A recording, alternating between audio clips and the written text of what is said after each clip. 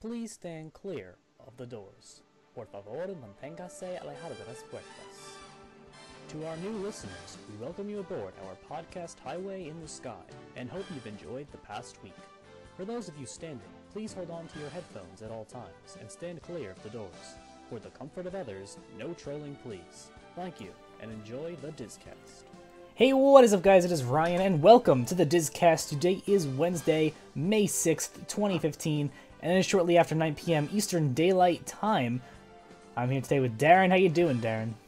I'm doing great. How are you? How was your week? Your weeks? My weeks. Yes, we're very sorry about last week, guys. I had an issue with some pranksters and stuff, but we are back here, and we are back here in style. Of course. Yes, of course. Style. It is AP week number 1. School is winding down. After next week, I'm basically, for the most part, done with this year. I've got some, stuff going on in June, but stuff starts to wind down. Same for you? Yeah. Well, you don't really have any real classes this year anyway, because, After next week, I'm pretty much done. Yes. I'm showing up for the sake of showing up. Right. And then I don't know. We just got to graduate at this point, then you're move done. forward. Pretty much. Yeah, like the Millennium Falcon shirt you got going on. Thanks. Looking good. Yes, Kumo! Welcome back, Kumo. Kumo just got back from a trip to Walt Disney World, so I have to ask him about how all that went and stuff like that, and that'll be a good time, I am sure. In other news, there is tons and tons of stuff. We'll kind of give you guys an overview of what happened in the past couple weeks. I'm sure each of us will have things we'll want to bring up and talk about as well, so it will definitely be a good time. Right? Oh, it'll be of course. grand. But first, as usual, we like to start off with mentioning our pals over at Spectra Radio. Darren, what's Spectra Radio all about? You should all check out SpectraRadio.us. It is a 24/7 Disney parks and overall Disney branded music radio station. So if you are a fan of Disney, as I assume you all are, or if you're a fan of the parks, mostly as Ryan and I are, indeed, you should check out Spectra Radio. They support the show, and so should you. Support them. If you want to support the show, you can donate. There's nothing on our website at the moment, but you can go down below and you can click on the links down there. The, Twitch. Yes, if you're on Twitch, you can go down below and you can click stuff to go and donate. Yes. And if you want to have an organization or something sponsored, you can put that in the Contact notes. us. Yes, and you can contact us and we'll make sure that that gets happened. We'd like to also congratulate our, not congratulate, I guess we'd like to thank our executive producer for this week, Chig. Chig has been a great supporter of projects Darren and I have done in the past, and DisCast is no different. He donated $10 to us today, so thank you very much, Chig. You are our executive producer. You, the real MVP. You, the real MVP. Hello, Spectra. Welcome. Change the yeah, that's casing. a new name. Change the casing on that name. Is that a new account or just a new? I think you could just change the. You could change it. You could change the case of your name. Fascinating. Yeah. Well, yes, Chig. Thank you very much for that. It means a lot. Don't thank us. It's thank you, Chig. You're the one. You're the one who needs the thanks here. You doofus. All right. But now we've done all of our intro stuff. It is time to what, Dan? What do we do afterwards? Refresh my memory. It's been a trivia. While. Of course, to trivia. That hasn't happened in a while. No, it hasn't. We have trivia. Trivia's back. Guess who's back? Back again. The Tomorrowland area loop to do trivia. That's what's back. Ooh. Yes. So back and better than ever. Of course, this is a feature. So this week we have a trivia question for you, as we like to do, and that trivia question is, ready? Here's the deal, Darren. How do you enter trivia? Let's see how much you know. If you want to enter trivia, what do? Do you put it in the Twitch chat? No. No, you do not put it in the Twitch chat. Instead, you go on Twitter. You use your little tweeter accounts that you have like 12 followers on, Whoa. And then you tweet at DisCast Show, and you use the hash. And this is the big one. And you got to use the hashtag DisCast Trivia. So that is at DisCast Show, using the hashtag DisCast Trivia. Yes, and your must comply. Yes.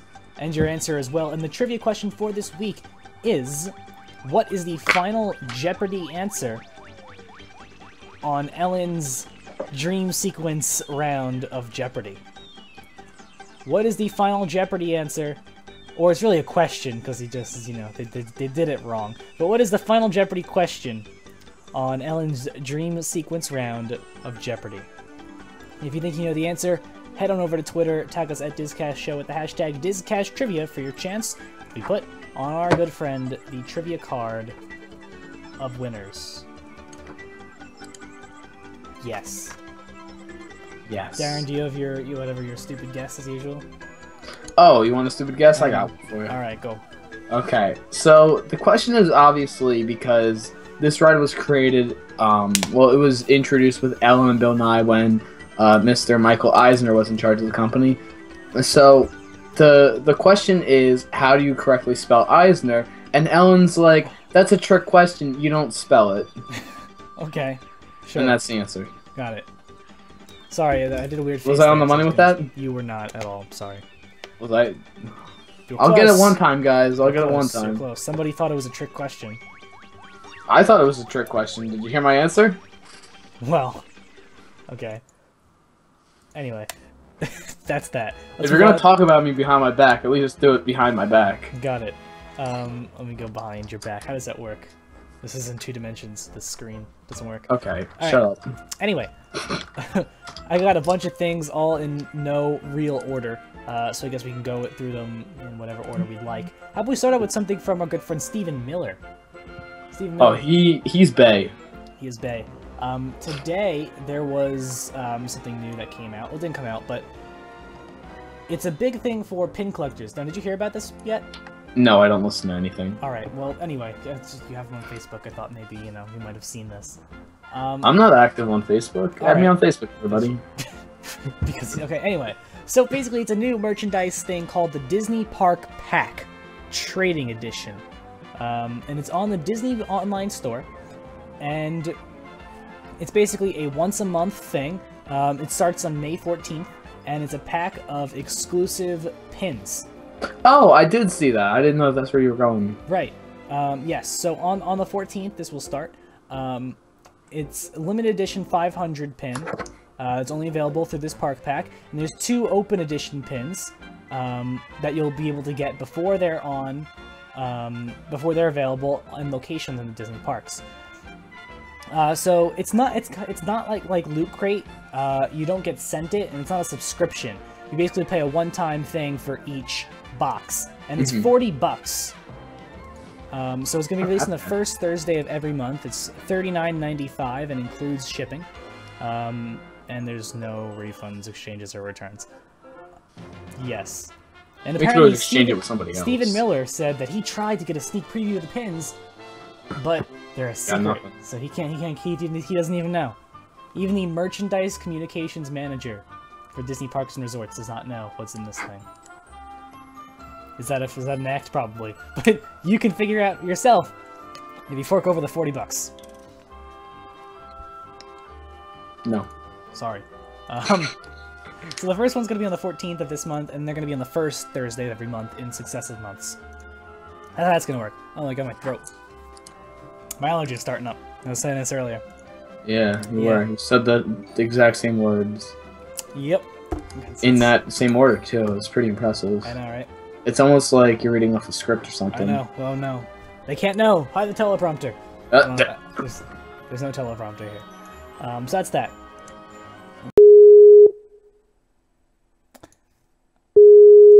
Hello, everyone. I'm very sorry. We had a little bit of a computer issue. My computer decided to restart itself. That's never happened in a while. We're going to write it off like it's nothing, and hopefully everything's fine. Popping out my chat now. Welcome back. What? Oh, hey. Yeah, everything's back to normal now. Back to normal, back to school, back to school, back to back. Sorry, everyone. I'm sorry about that. Yes, my computer just restarted itself randomly. So, whatever. We'll deal with that. Yes.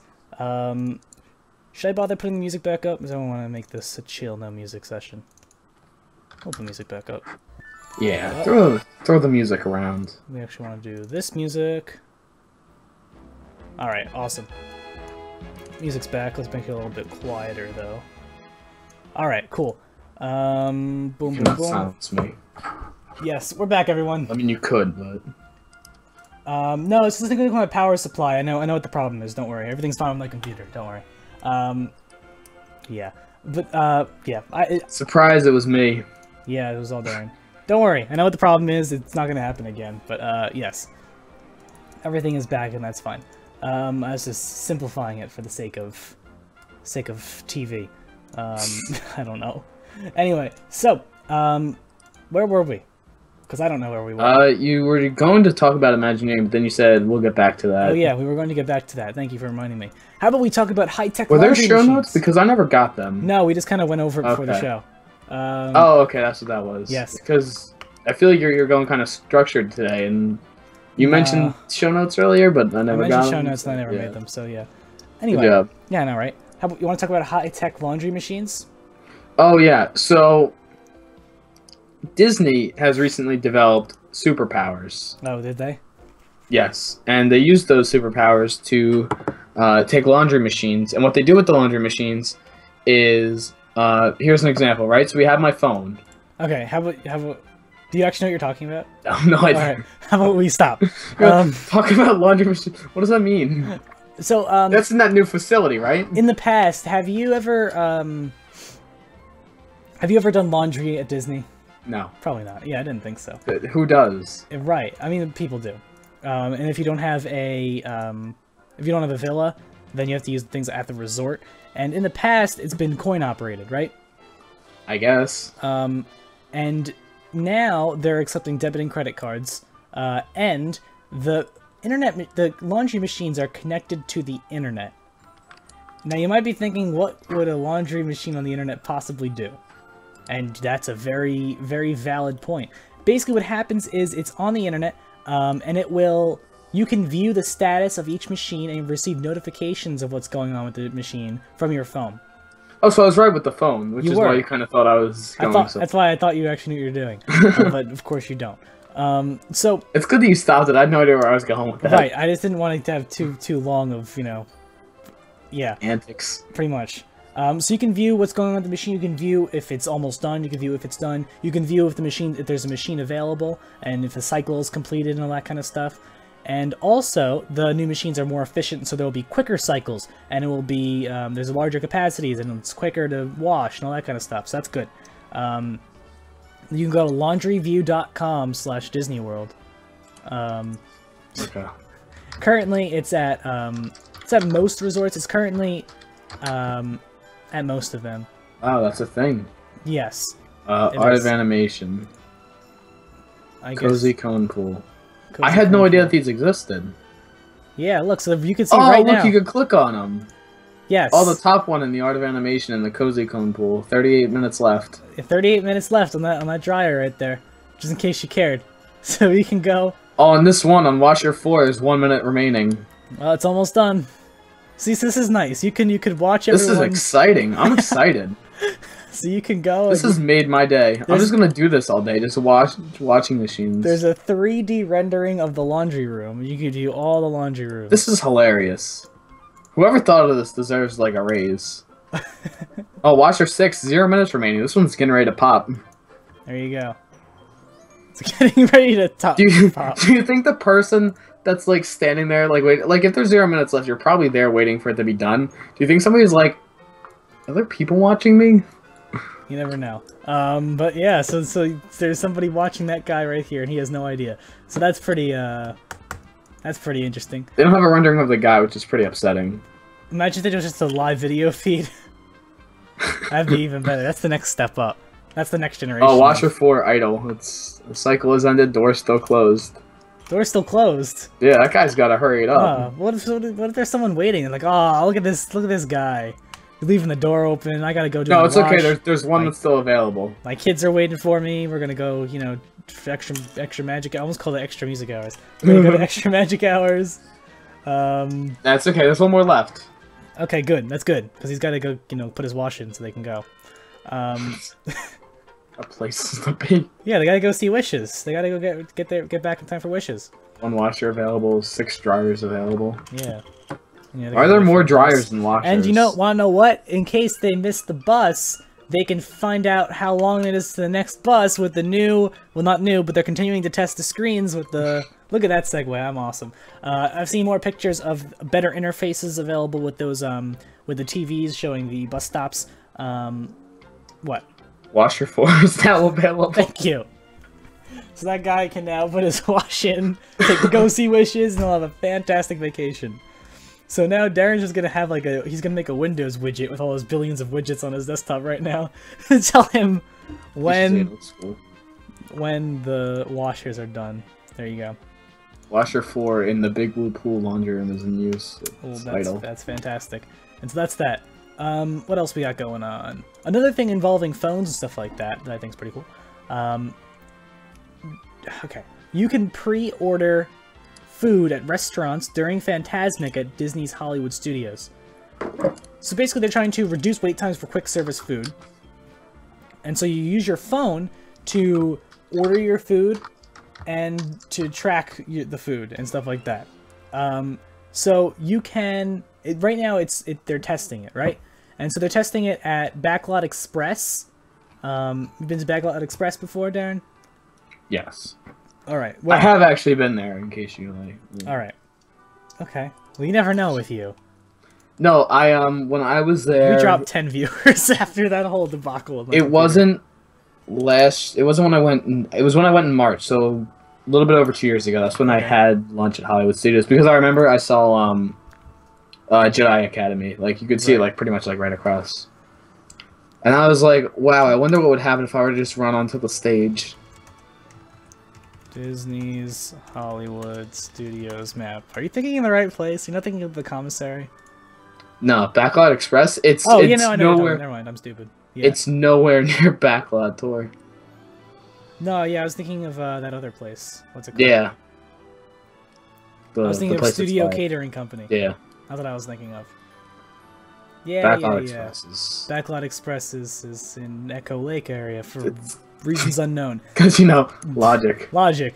So anyway, they're testing it. They were testing it there. The first phase of testing was from the 28th of April to May 4th.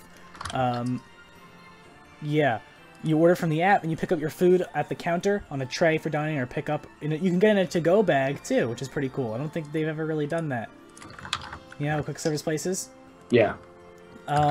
And now, starting yesterday and going on to the 12th, you can have an order ready for pickup in a bag to take out, or you can have it delivered to a table. So you can sit down at a table and you can have it delivered to a specific table, which is pretty cool.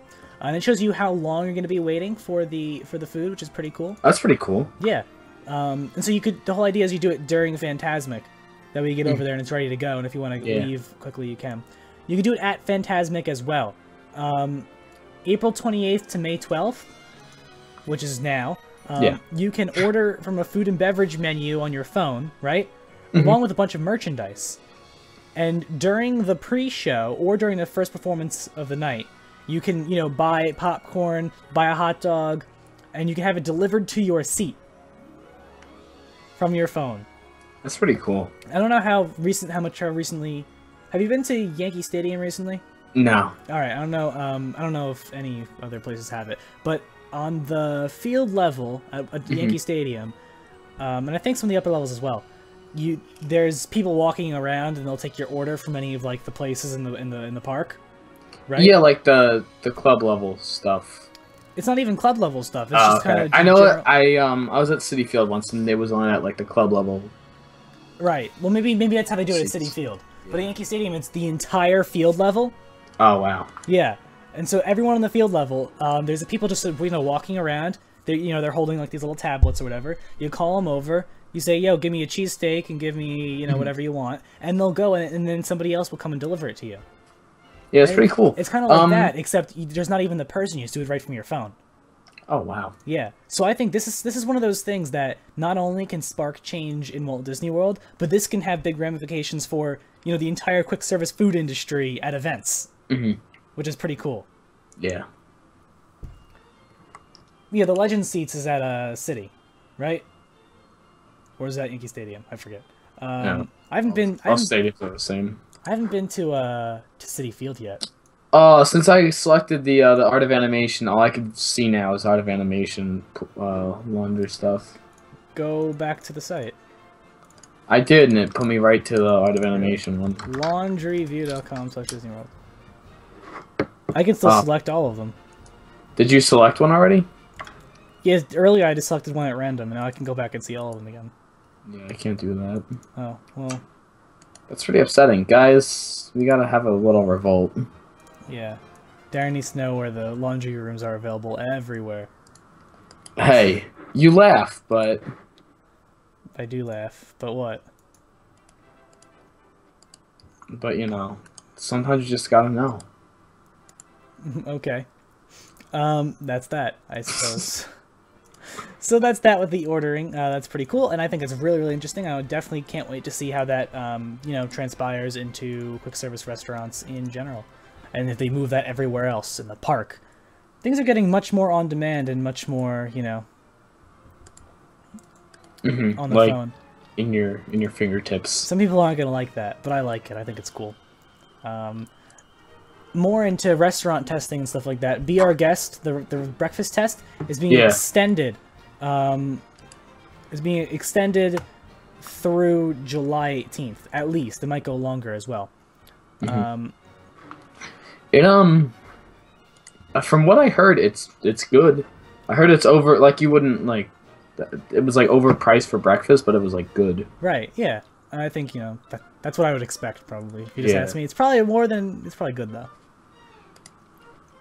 It's, like, more than most people would want to pay, but, you know, you're at Disney, so you're willing to pay it. Pretty much. I'm seeing on the news page, there's a nice picture of a assorted meats and cheese plate. There's some salami, there's, like, some prosciutto. And it looks good. Some soup salad, I think. Yeah. Just funny, because those are all Italian, not French. And there's some cheese as well. And there's some French bread, so I'll give them that. Yeah. I suppose. And there's also a pre-ordering menu of items like you do with lunch, pretty much. Yeah. That's pretty cool. You know, we keep seeing all these tests, you know, like the test of the quick service at Be Our Guest was like a year. Yeah. And we haven't seen it roll out anywhere else. I know we're probably going to see that at the Jungle Cruise place. I am so pumped for this Jungle Cruise restaurant. Yeah, that restaurant is going to be popping. And they better be like, you know, in character. Like the skippers, waiters. yeah. Like they better be in character. They pretty much have to. That would be like if they had a Haunted Mansion restaurant and like the people working there, like your server or whoever's working there, just isn't like. And they're just like a server. They're not in like the Haunted Mansion mindset. Yeah, they got. I mean, Jungle Cruise is like one of those rides that if you're gonna do it, like there's like a character you have to fulfill with it. Like if you're attractions at Buzz, it's different than being attractions at Jungle Cruise. It's like, you know, yeah. There's a character to get into. Yeah, you know, they've created like a culture for the Jungle Cruise skippers. You know, like they have a holiday party, right? You know, they have this restaurant now, because apparently the Jungle Cruise company isn't paying them too much money. So to make some extra bucks, they got to open up a restaurant. That's the story behind it. So, you know, it's cool. Pretty good story. Pretty solid. Pretty solid story. Wasn't it you who was arguing against storytelling and attractions? I was against storytelling in unnecessary places. Okay. I don't see why it doesn't ever detract from anything. If anything, it just adds. I feel like if it's not adding anything, then it's useless. Okay, I think it always adds, though. I think it just kind of adds more substance to something. You know what I mean? I guess. I mean, there are parks like Universal Studios that has rides that have no storytelling, and they're like hit attractions because you're focused. You're focused on the physical ride. Yeah, I know it's a completely different audience or whatever, but I think it would be something that, I guess, mixes it up for Disney. Okay, I don't think mixing it up is... Let's do something of lesser quality. It's mixing it up. Well, like I feel like... Adding a ride on the caliber of, like, Rip Ride Rocket. Well, they did that. It was called Rock and Roller Coaster, except it has a story to it, because that's just what Disney does. Disney adds a story to it. It's one of those things that people really like. Yeah, but in the comparison of Rip Ride Rocket and Rock and Roller Coaster, Rip Ride Rocket's a better roller coaster because the focus of the ride is on the roller coaster. But that's not what Disney does. Yeah, that's why you see Rock and Roller Coaster is like the only thing of its type at Disney. Yeah, because that's not what Disney's built for. Disney's built for the storytelling. That's what Disney is. Well, think California Screamin', for example. Yeah, that just fits its thing into it's the pier attraction. But that's not the ride having a story. Pier. That's just being themed to the area. Here's the thing: with story. I mean, if we're going in terms of story of how Imagineering uses it, it doesn't necessarily mean beginning, middle, like and explicit story. Yeah, that's what I was talking about. And you were saying, well, if it's implicit story, it's not story. And you were we have to watch this again because you were just being stupid that entire like half an hour argument. I wasn't being stupid. I think it's a solid point. Like if you take apart, now you're saying things that were contrary to it, the whole explicit versus implicit story thing. Well, you were calling BS on that. It is because no, I'm completely agreeing with what I said originally. Okay. I mean, the way that we're going to use California Screamin' as an example, because that's a pretty famous Disney park ride. Now, there's no direct story to that. There's a story to the area, but that doesn't necessarily mean that there's a story to the area, and it just kind of fits in. Fitting in with something doesn't mean that there's a story to it. That's like saying the way they use story doesn't always mean there's a beginning and a middle and end. Sometimes there is. So then it's the wrong word that they're using. Sometimes, like, theming and story aren't like synonyms. Like, sometimes you can have a good theme without it being a direct, like, any sort of story. And then I was saying how implicit story can sometimes actually be more powerful than explicit. Because the way you have it is ready. I do agree that you want to create a clear and concise concept for a park and for an area. Right. I agree with that 1,000%. Here's what I'm saying. The implicit story can sometimes be better than the explicit story. Because if you have this implicit storyline, right, of just kind of, here's this area, there's a pier, right? And here's some details that could hint towards what's going on in the world, right? Yeah. Now, you can make your own experience out of that. I think that's cool. But there are situations where sometimes it's better to just, sometimes people just want to ride the ride. Right, yes it is, yes. And that's why you don't have to get into the implicit story if you don't want to. If you want to immerse yourself, it's there, but you don't have to partake in that. I think that's one of the cool things about it. Like I said, I think that there's a lot of overlap between the word theming and the word story. And yeah, I think that has. I think that's where the issue comes in, is because you can have it's an issue to me because you could have the same conversation 3 different times, and depending on how you word theming and story at the beginning of that conversation, that can shape the rest of the conversation. So you're saying that I'm going back on what I said. That's because we're pulling these words in different contexts. Okay, that's fair. Fair theming. We started in the original conversation. We started with just the ride, right? We weren't talking about a land, but in this conversation, I brought the land into it to kind of strengthen my point. But that was, like I said, that wasn't the original point. Yeah, I know what you mean. Yes. So in closing, BR closing wording's key. Oh no! In closing, BR Gets Breakfast has been extended. Yeah. That's what we were talking about. Is that what we got on this? Yes. About? Yes. Because we went on the Jungle Cruise, and that's what happened. Where do we want to go next? There's so many choices. Let's go to Disney. Oh yeah, let's go. Come on. Okay, we're ending the show, so Darren and I can go to Disney. See you guys. I wish, but no. Sorry, Corey. Yeah. How about we talk about some goings on at Epcot? Ooh. First off, there was another act that was added in the past week to the World Showcase.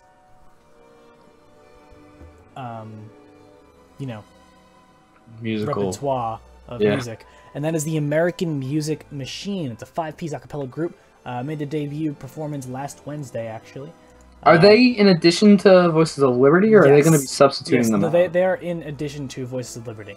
Voices of Liberty still do their stuff inside the rotunda, and American Music these guys outside? Outdoors. Yes. Okay. They're outdoor. They're on the stage. Oh, okay. They have like a backdrop of New York behind them, and there's some brick like things, and it's like they're on a roof of a building. I was getting nervous because of that whole story recently with the Disneyland band, having to re-audition and being replaced. I think people making a big deal about that, but I'm gonna say what I said before. I think the whole idea was they want to up the difficulty. You want to make it an actually, you do difficult music, professional band type thing. If you've heard them, yeah, they're good, but they don't really play the highest level stuff, right? And I think they kind of want to up that level. They kind of want to up the intensity. So they want to re-audition to maybe, weed out the weaker ones. Yeah. And yeah, I get that, it sucks for them and their families, but when you're a musician, this is kind of how things work. You don't have job security. But also, being a musician for Disney Park, that's a great thing to put on your resume if things don't work out well for you. Yeah, and if you want to get a musician job somewhere else, I think, I was in the Disneyland band. I think that carries some weight. Yeah. So, yeah, there's that. Hopefully everybody's fine. Yeah, Voices of Liberty are not going anywhere for the time being. and I hope they don't go anywhere for. There was discussion when Off Kilter was first cut that they were going to be the next ones on the chopping block because I remember that. they're trying to redo kind of the music scene of Epcot, and the main argument against it was that Voices of Liberty were an opening day group act with Epcot, and they're kind of like etched into the budget, similar to like how rides get updates. There are certain things that are just like put into the budget for the park because parks have set budgets that they have to hit, which is where musical acts get cut and replaced because that's the easiest to deal with rather than cutting employees or having to ask for more money, which could lead to issues down the road. Which is why Off Kilter got the boot, because they were one of the newer ones, so they were replaced with a cheaper band. But there are certain things that that I don't want to say have seniority, but it's accounted for, like illuminations to show. The fireworks involved for an entire year's worth of illuminations. That's accounted for into the budget, right? And it's the same thing with Voices of Liberty. Like their salaries are automatically included. Right. So yeah, don't be so scared about Voices of Liberty. So Captain EO closed to make way for a Tomorrowland extended preview, right? Yes. The regular show at the Music Eye Theater, as we all know, Magic Eye Theater, is Captain EO. And Disney had said that Captain EO would be returning following the conclusion of the Tomorrowland preview. But, beginning on May 30th, Inside Out will be doing extended showings there.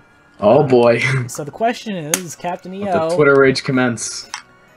Everybody was freaking out when it closed at Disneyland, because I don't think it's coming back to Disneyland. I'm not sure that was confirmed or not, but I don't think it's coming back. I think they didn't confirm if it was going or staying there, but, silence speaks louder than words, and you could assume because they did confirm that it was coming back to Walt Disney World that it won't be returning to Disneyland. But look, here it is. We got another month without it. Are they actually bringing it back? We don't know. So, honestly, like this is what I said, with the whole Norway thing and everything else that's changed in Disney. Well, you always got to keep updating, and maybe a screen show with old effects and broken chairs from the two people who are becoming increasingly irrelevant, I guess. Yeah. I mean, really? I don't think that George Lucas and Michael Jackson are going to be irrelevant, but it's not the best attendance-wise. Yeah. We know that. Anyone who's been to Epcot or Disneyland knows that. Yeah, so, Disney is always, replacing to make new and make better. And I think what happens is people go in Disneyland, they go on the line to go on Space Mountain. They see how long it is. No, I think, it's partially people accidentally going in. They're like, oh, sweet, Space Mountain. They walk in the glasses, okay. Michael Jackson? I mean, I'm sure that happens to an extent. This was a ride. I think my first time I almost walked into Captain EO by accident. I'm like, oh, Captain EO, don't want to go in there. But I think it's partially that. I think it's also partially people see the long line on Space Mountain. They're like, oh, I'll do that later. Let me go into the show. The doors are open right now and there's no one sitting in the theater. Mm-hmm. But yeah, I don't know. So we'll see if they're true to their word about it coming back or if it is truly, done for that. So yeah, there's that. Luigi, sorry we don't talk about that project on here. This is completely separate from MC Parks. Next up in Epcot, also as you are probably aware, Innoventions West closed on April 29th. So, but yet the worst part remained open: the stupid game consoles. Stupid game consoles, because that's probably a sponsorship deal that has to remain. But it's not even like new games. It's like MLB 2K10. It's probably some kind of contract that they're still there with, so whatever. But also that closed was Think, presented by IBM, the Piggy Bank Adventure, and Where's the Fire. Those are all the fun ones. I know. However, the Chase... They kept the games? The Chase meet and greet for the Chase Disney Visa card holders, that is still there. If you weren't aware, one of the perks to having a Chase Disney Visa credit card is you get a exclusive... meet and greet for only other Chase Disney Visa credit card holders at Innoventions West. And I've been there. It's like Mickey, it's Donald, it's Minnie, it's Goofy, it's it's like Chip and Dale I've seen. And it's people who usually do draw a big weight. I think what my mom said apparently was one of the bigger perks of the card for some people. And I feel like when there's less of a wait, like there's less people there, you can kind of have like more time with the characters. that's true as well. Like yeah. there are certain situations where like there will be like a massive line for Mickey Mouse, and it's kind of like, okay, let's move this along. Right. Or like there will be like other times where it's like you and like 2 other people, and you can get like 5 minutes to just kind of chill out with Mickey Mouse. That's true, and I think that's good for this experience. And so this is going to stay beyond April 29th.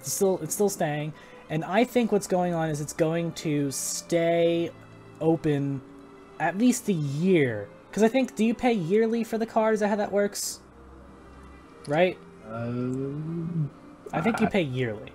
So what's probably happened is, I haven't checked, but I'm sure they removed that from the list of benefits, right? And then what happens is, a year from now, or whenever, the period that you sign up for the card ends, right? Then, no, they're not contractually obligated to give them this this perk anymore, and then it'll close. In the meantime, the whole building kind of has to remain open. As like a walkway. As a walkway. So the question is going to be, what kind of work is going to be done here? Disney has not announced... Well, they could do a lot of work with construction walls and just keeping that pathway open. Like, it's not a big pathway, and it's a pretty big building. They can get a lot done. I think this is going to be a nice, air-conditioned walkway now. You know what I mean? That's what it's going to end up being. I'm not going to complain. Yes, we can see you, Luigi. So there's that. I mean, we know something's coming, we just don't know what.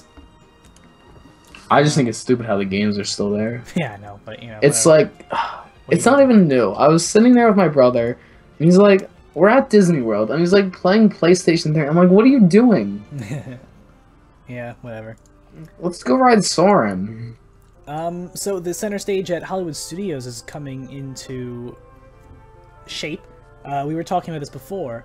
We think that what's currently there is a temporary stage for Star Wars weekends, and then after Star Wars weekends, they'll build a more. They're going to knock this one down and make a more permanent one.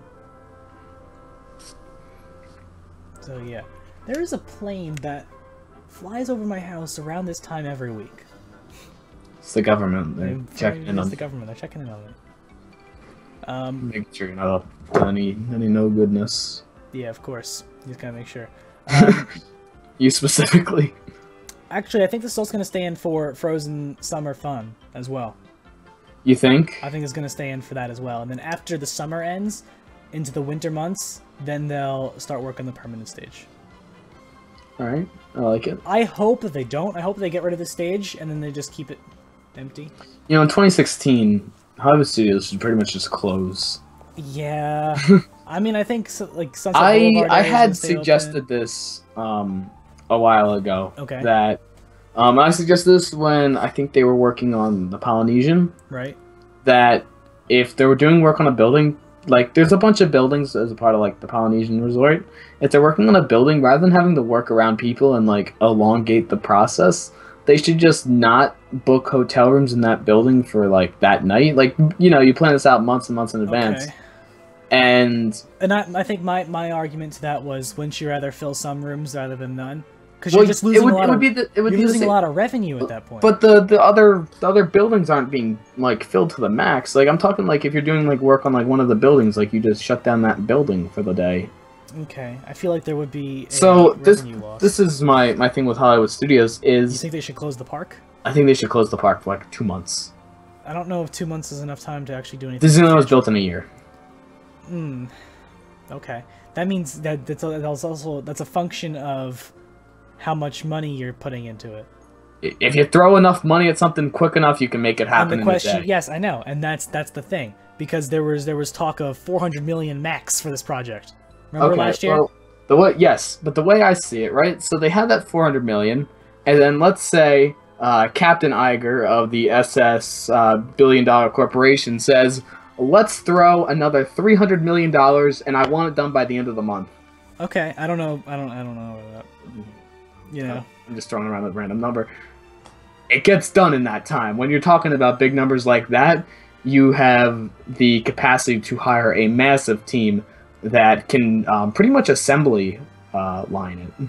Right, but I don't know if they want to spend too much money on it, because there was talk of it being a budgeted thing because of because of Avatar Land, because of My Magic Plus, which is slowly paying for itself, and things like that. However, at the same time, as we'll talk about right now, because it just segues in so nicely, for quarter one of 2015, Parks and Resorts, their revenues increased 6% over last quarter to $3.8 billion, and their segment operating income, which is like the way we interpreted it from Investopedia, was basically their profits. It raised 24% to $566 million, so it was an increase of 6%. I don't know if that makes any sense. Operating income growth for the quarter was due to an increase at our domestic operations, partially offset by a decrease at our international operations. So, that means Paris went down, Hong Kong went down, and there's also lots of pre-opening expenses at Shanghai. The only reason that Shanghai is being built is because of the other, like, fake Disneyland park. Oh, hold on a minute. These decreases were partially offset by higher average ticket prices and food, beverage, and merchandise spending at Disneyland Paris. Disneyland Paris was actually up this quarter. Yeah. And there's attendance growth at Walt Disney World, as there always is, and more vacation club units because of the insane I don't want to say this, but I kind of think that Shanghai is going to flop. There's a very high possibility that much money putting into this, and it looks awesome. It looks awesome, but the people it looks awesome to is the American market, and how much of the American market is going to go to Shanghai? Okay, but I think also it's a way for Disney to assert their dominance. How much of the American market is China going to let into Shanghai? That's another thing too. Well, China's already let Disney build this thing, so that's one thing. I think that China's doing well at the moment. We know this. China's doing economically well. People have lots of money to throw around and do stuff with. That's just a thing that's going on in China. I don't know if you saw Volvo's recent concept car. It's basically like a chauffeuring car. The passenger seat is like a reclining chair. It's like a reclining easy chair. Because because in China it's meant for Chinese markets. Because China is big on the chauffeur thing. You hire someone just to drive you around. Yeah. You know, they have disposable income. Is my point. So, with something like a theme park, that's as disposable income as it gets. Yeah. So I think that it's definitely, there's a market for it in China. But China does not really have theme parks at all. This is one of the first big things for China. I think this is a thing. The only reason this is being built in China is because there was that there currently is a theme park that is exactly like a Disney park and is pretty much a carbon copy of Disney Park. Even has its own Spaceship Earth. Okay. But back in 2007, Disney lost a lawsuit over copyright claims to them because copyright laws aren't as strict in China. Right. And so this is kind of their way of going at a park that's tagline is, "Don't go to Disney, come to us. Disney is too far away." That is the park tagline. Disney is too far away, come to us instead. Well, now that they're going to invalidate that. And so seeing if that's their tagline, but right? They've been losing money consistently. For the past 5 years, that park has done nothing but lost money. Yeah, because they're setting their bar too high. I think the fact that you have the real Disney name there, because the fact that they, call out Disney in that tagline means that Disney has weight there. The name of Disney has weight in China as it does in the United States. And the fact that the real Disney name is now coming to the park, is now coming there, one, Disney can enforce their copyrights more if there's something based in the same country as there. Yeah. Right? Because now it's a Chinese business interest, right? Two, now that the real name of Disney is in there, I think people who are looking towards Disney are going to go there. Yeah. I was reading comments about this park too, and there were many comments similar to this one where a guy was like, I used to live hours away from this park, and I used to go there all the time with friends, and I loved it, and then I moved right near Tokyo Disney Sea and Tokyo Disneyland, and I've gone twice in like 10 years. All right. So, maybe... And what do you mean? Like he doesn't? I know China is fascinated with like Western culture, but sometimes some things just don't work out, and so there's like that little shred of doubt. Yeah, we just talked about, with the exception of Disneyland Paris for some reason, the international market. I think it's because there's currently a lot of build-up going on in the international market. You have the big expansion coming to Tokyo Disneyland. It's something on the order of 500 billion yen. Which is about a $4.6 billion project being put into Tokyo Disneyland. Basically, they're doing the new Fantasyland treatment to Fantasyland. They're giving a BR guest place. They're doing an Alice in Wonderland themed area. Arendelle, right? They're getting Arendelle as a port in Disney Sea. Yeah. So it's a Scandinavian themed Arendelle port in Disney Sea. I didn't realize that Frozen did so well in the foreign market as well. I thought it was just a huge domestic success. No, it was big universally. Was it? All right. Well, there you go. I don't know. I don't really follow that stuff. But yeah. It's pretty cool. I think after this expansion, I'm definitely gonna need to. I really want to go to Tokyo Disneyland. Yeah. I think of all the parks, of all the foreign parks, I think Tokyo Disneyland. It is the nicest one. The best. You know how all the parks have like their Speedway or Autopia? Right. And Tokyo is the only one that has electric cars, not gas. Yes. Tokyo's got some cool stuff. Yeah. I think Paris is number 2 at the moment. Mm-hmm. But you know, Shanghai. Paris is such a nice park. It's a shame that they're not doing too well financially, Yeah, but they're doing better. They just give them that huge cash injection. Hopefully, they could do something with that. But they haven't done anything with that cash yet. And maybe it's more infrastructure stuff. I don't know, because I don't know what the problem is there. I don't know if they're. Yes, it's a tour. They're the largest tourist destination in Europe. You know, which is saying a lot. But I don't know if they're losing money because maybe they're just their operating is. Look, you have to remember, costs might just be too high. Maybe they got to improve some infrastructure to improve efficiency, stuff like that. Or maybe there's just stuff coming down the road we don't know about yet. Just because they got this money 6 months ago doesn't mean they're ready to use it automatically. There needs to be planning. There needs to be like decisions made on how the money's gonna be spent and stuff like that. Yeah, I think we need to keep. And also, as Spectra mentioned, they did a huge hotel renovation. Yeah. We need to keep in mind that, since Disneyland Paris has opened, Europe's economy has been absolutely awful, and we're just starting to see a turn of that go up. Yeah, maybe that's why Disney's like, yo, let's give them a cash injection. So that way, when the economy comes up on an upturn, the first thing people want to do is go to Disney. And I think that, we're seeing higher numbers in Europe, and I think that's why, because, cash flow is up in households in Europe. Right. Or maybe the American market's going over there. I don't know. I mean, obviously it always increases at Walt Disney World. It's just kind of like given. Yeah. I was talking about stocks with my communications teacher, and we were both in agreement that if you ever want a safe stock to invest in, just invest in Disney and just hold on to it. Hold on to it for a year, 2 years, 10 years, or whatever, because it's just known that it's going to go up. I got a share of Disney stock as a Christmas gift because it was when the paper certificates were stopping. So my parents got me one of the papers. Got a stock with a paper certificate. It was one of the last ones. And now, now it's over $100. I think it's like 10 what at this point.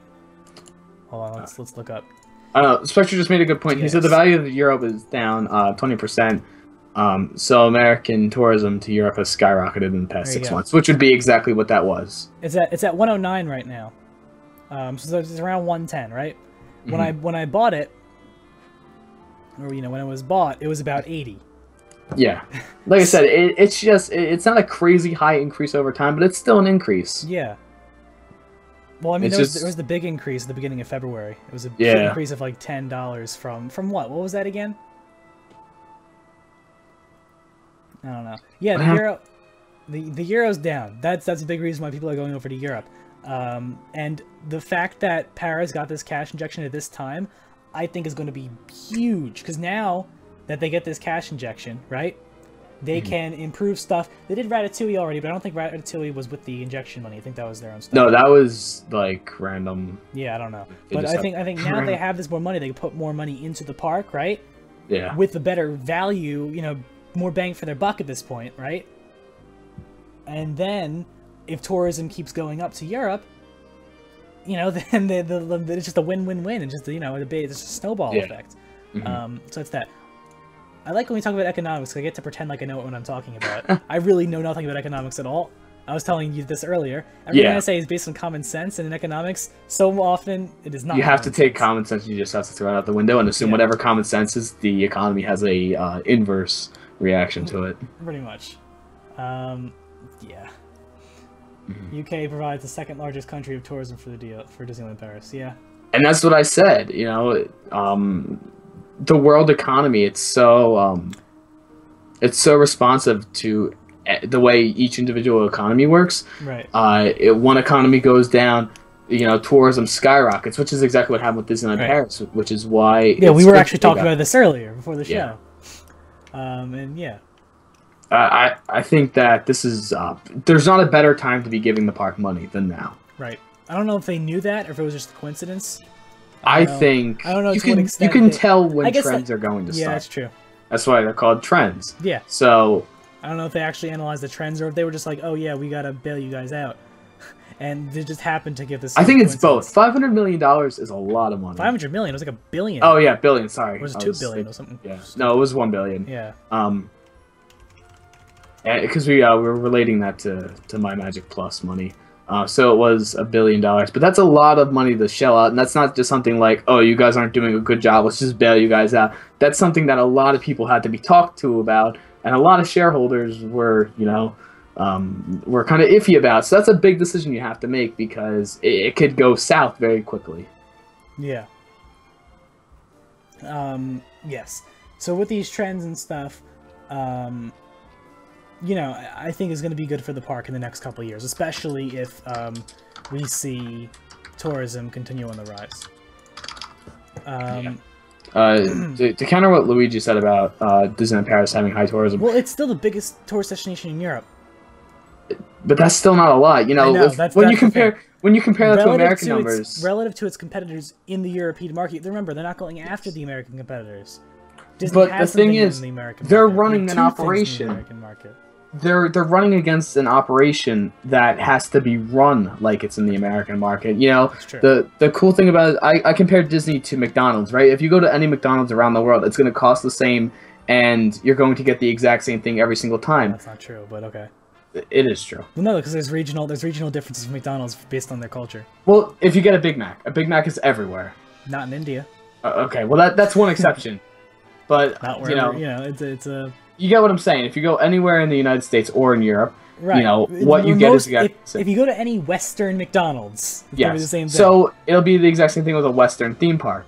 So it has to be run the same way that the U.S. market is run. So that's more expensive than any other theme park or attraction in Europe. This is one of the first times that Disneyland Paris has ever had, you know, any sort of crazy profit. Right. You know, most quarters, DLP and all of Euro Disney fails to break even.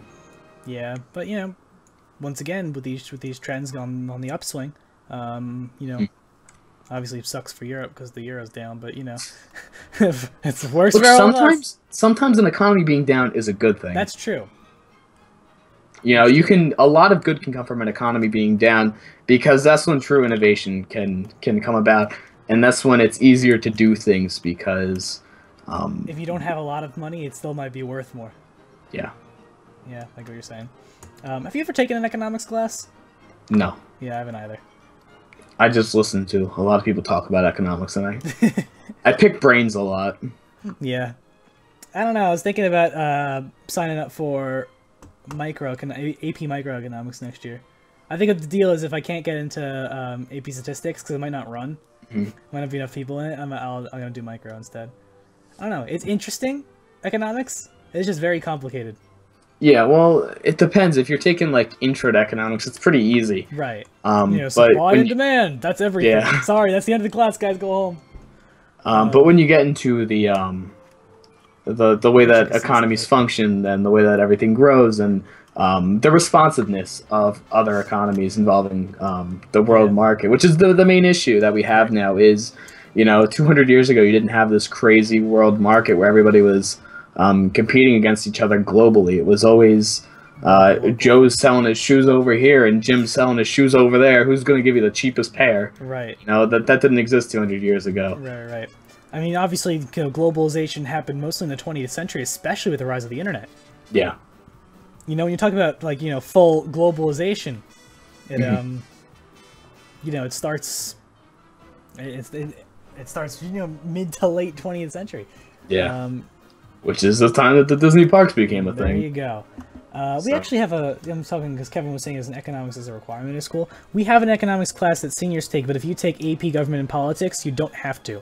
Yeah, that's what I did. You take half year economics and criminal justice, or you take AP Government and Politics. Yeah, I took AP Gov. But the same for you? Like, if you didn't take that, would you have to take economics? I would have to take regular Gov and economics. Alright. Yeah, we don't have a regular Gov class. That was a new thing, too. Alright, well, since we're kind of getting off topic now, and it's 9:56, I suppose we'll stop the show. Yeah, guys, thank you guys for watching. More importantly, thank you for listening and sharing your views and opinions with us. We appreciate it. Don't forget to donate. The link is in the Twitch channel. We shall see you all next time. Good night, everyone.